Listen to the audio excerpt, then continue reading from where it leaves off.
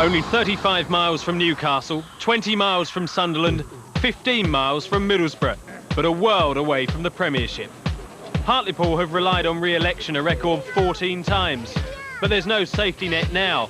At the foot of the third division, stakes are high. On Saturday, just 6 points separated the league's final four: Southend, Carlisle, Hartlepool and bottom club Scarborough. And the lowest of those were about to go head-to-head. I'm Colin, Addison, manager of Scarborough Football Club. I'm Chris Turner, manager of Hartlepool United. When they took the jobs early this year, both bosses were cast as potential saviours at clubs already deep in distress. But that's where the similarities end. Addison's managerial CV spans 28 years and 5 countries, even Big Ron's partner at Atletico Madrid. By contrast, Turner's still better known as a player, a keeper with Man United and Sunderland. He abandoned a safe life as youth coach at Wolves to run with the relegation pack. But if you can manage at this level, I think you can manage at any level. It'll be certainly a good grounding for me. People have said, why have you left a comfortable job at Wolves? But I'm an ambitious young man, and I thought that the challenge here is a challenge that I really, fancy taking it on. I did this once before at Newport many years ago and won the last 4 games of the season to get out of trouble on the last day of the season. Did it once in Spain 6 or 7 years ago with Cadiz.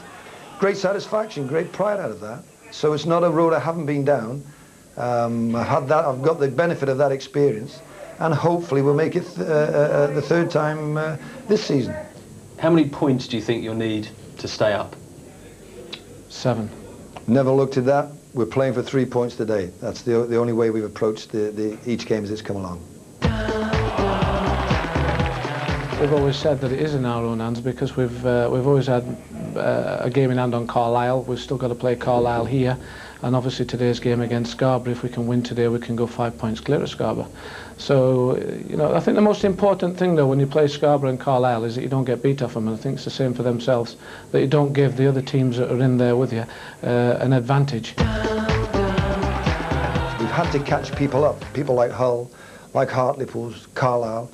We haven't caught them up point for point, but we've put ourselves in a situation where really our future is in our own hands. We've all given ourselves the chance and the opportunity now, because we're close to them, for salvation. If you had to pick one key attribute that your players will need today, what do you think that would be? Tempo. Confidence.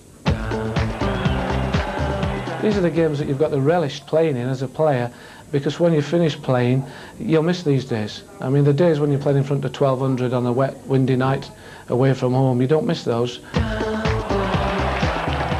We've tried to play it down. People have said all this week to me, to the players, to staff, to everybody, it's a big game, it's a cup final, it's this, and it's that, and it's crucial. It is. We know all that, but to us, as I say, I think this is my 7th or 8th game since I've been at Scarborough Football Club, and the previous 7 have been just the same. We had to win, we had to get a result at Hull, we had to beat Rochdale at home if we're going to make progress and catch people up above us, and we've done that. What do you think the score will be this afternoon, and who to? Never make predictions. 2-0 to Hartlepool. I always thought it was going to be very tight, and I think it's down to about 3 clubs now, possibly 4 with Southampton. But at Southend, wish it was Southampton.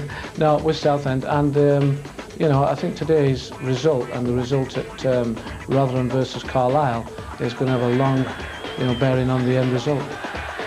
It won't decide anything today, of course. Whichever way the result goes, it won't decide who goes up, who stays up, and who goes down.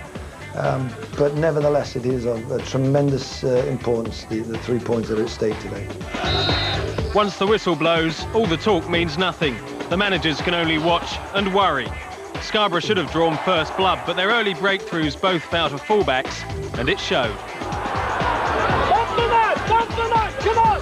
Hartlepool's on-field inspiration is Peter Beardsley. Lower division, same high standards.